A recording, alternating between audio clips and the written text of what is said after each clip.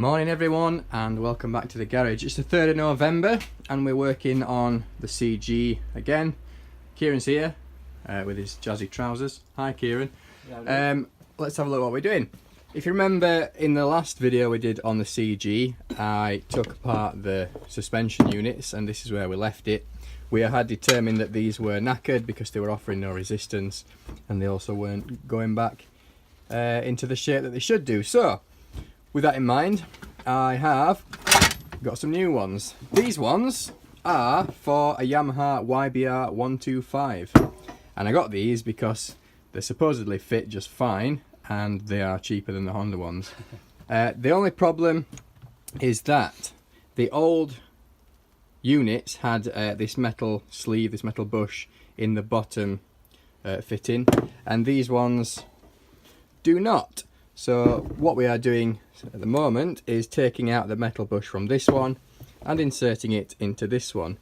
You may be able to see that we have already done that on this one and it does work just fine. So I'm thinking that these YBR units are going to work just fine. They are slightly longer than the Honda ones, but only fractionally, maybe I don't know, 10mm at most really. There's not much in it, so I think we'll be good to go. So we're going to take out this bushing and put it into this suspension unit and we're going to show you how to do that. Tools for the job then.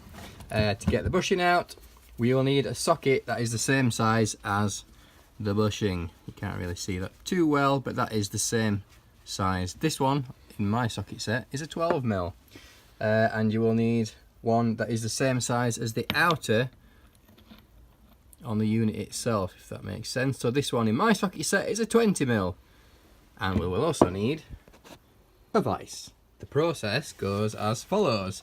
You put the bigger one on one side and the smaller one on the metal bushing. Then you put the whole damn jiggity in the vise, close the vise, and the idea goes that the 12mm here will push the bushing out of the rubber mount into this bigger 20mm socket, thereby allowing us to put it in the other unit. So let's give that a go. Cool, we're in the vise then, and Kieran is going to apply some pressure and we'll see what happens. So you can see the smaller socket there is moving. It's going in.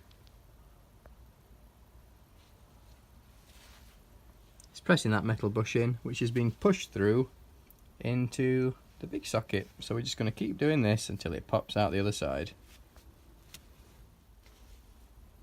So we've pushed that sleeve most of the way out now. The socket's on this side. That should just come out by hand. Kieran, if you'd be so kind. Give it a whirl. Out she comes. And then we've sort of got a socket wedged in there. So what we worked out with the other one is if you put some kind of a little extension piece, is that actually fastened in? Nope. There you go. And then,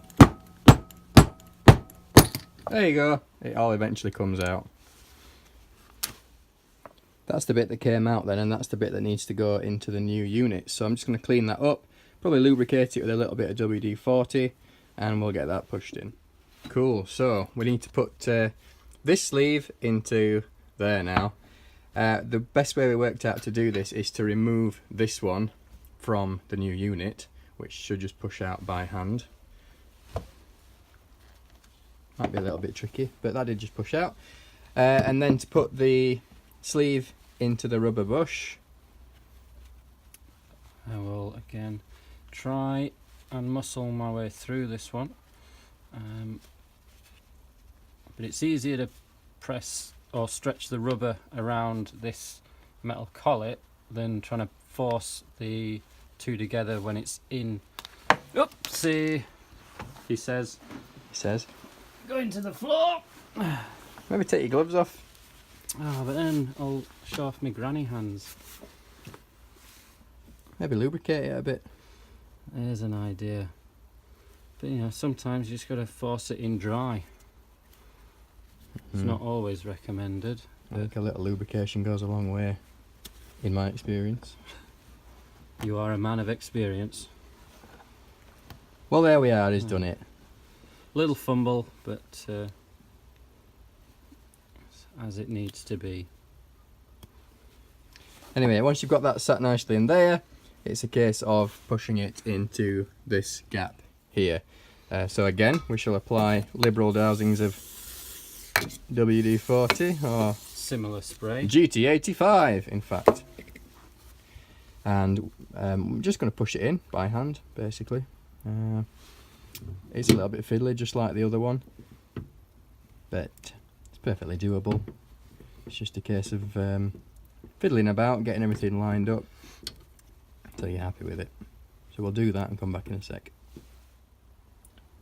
Here we are then, they're all in, and these are ready to go on the bike when we get the swing arm back on, which is probably coming soon. Kieran is just having a look at it.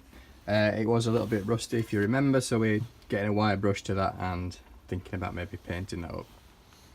While Kieran's having a look at that swing arm then, I am going to get involved with all this nasty business in here. So that's where we're starting from. Let's see where we end up. Boof, as if by magic. Clearly it is not pristine, but I don't really care. It's enough for my liking. In fiddling around down here, did notice that the bolt that goes through there for the rear of the engine, holding the rear of the engine in place, was flapping about pointlessly, and that is because the threads have been knackered and the nuts come off the other end. So the friendly local Boltman! Yeah, Boltman, Nuts and Bolts man, gave me this for 25p, and that hopefully will reattach the rear of the engine. Up here, what do we got? Kieran's been cleaning up the swing arm with the wire wheel on the angle grinder.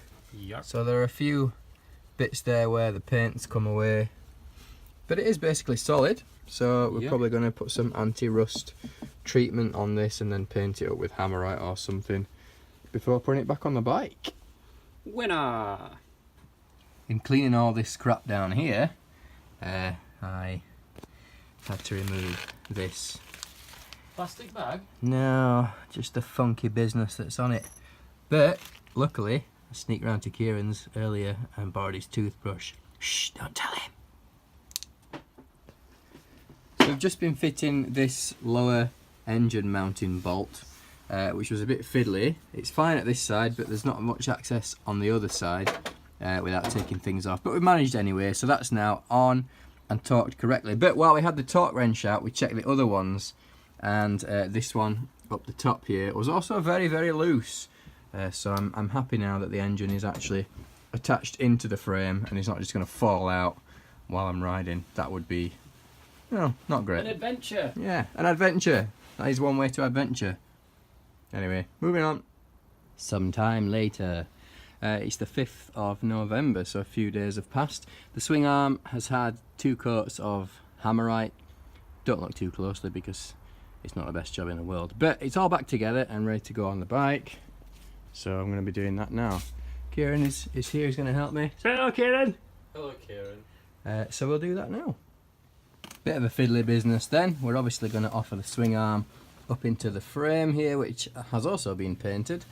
And try and get the long pivot shaft through the frame while keeping all these little rubber thingamajiggies in place. There's some grease under there, so they're good to go. So we probably won't film this, but it's fairly self-evident. The pivot shaft goes in from this side through the frame in that direction, and the nut on the other side. That nut needs to be tightened to 65 foot-pound, so that's what we'll do. Boom, just like that. Swing arms back in and all torqued up. So we're just going to put the suspension back on. Well, the new suspension. Our new suspension units are going on. You may well remember that these suspension units are actually for a Yamaha YBR125. The fittings seem to work just fine. We did have to put the metal sleeve, transfer it from the old unit to the new one at the bottom there. Also, I think this width here is slightly narrower than the ones that came off, because you can see on this side perhaps there is a bit of a gap between the washer and the suspension unit. So all I've done on this side is to just pack that out slightly with some M16 washers. and I'll be doing that on this side as well to make sure everything's nice and snug. But yeah, that's on. I'll get the other one done and then we'll crack on with whatever's next. Maybe the sprockets. We'll see. She's here, look. She's come to inspect my work, aren't you? Okay, well, let's have a look. We've got the two washers, as I explained, packing out the top of the suspension unit there. I've now done the same on the other side. I've put the suspension onto its second setting. It was on the weakest, lowest setting when they arrived. So I've just moved those up to the second one, and I will see how that goes when it's been ridden. So that is the swing arm and suspension units on, and I think we'll call it a day for this video and save the rest for another one, which will likely be putting the front and rear sprockets on, and the wheel on, and the chain on, and all the back end back together. But for now, we'll call it a day. So we'll see you next time.